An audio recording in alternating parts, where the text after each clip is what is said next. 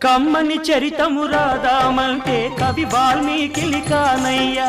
కమ్మని చరితము రాదామంటే కవి వాల్మీకి కానయ్యా గానముతో కొలవాలంటే ఘన త్యాగయ్యను కానయ్యా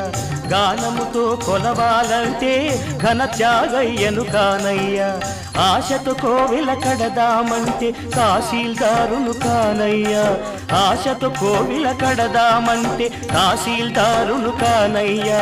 ఆఖరికి మనసిద్దామంటే అది ఏనాడో నీదయ్యా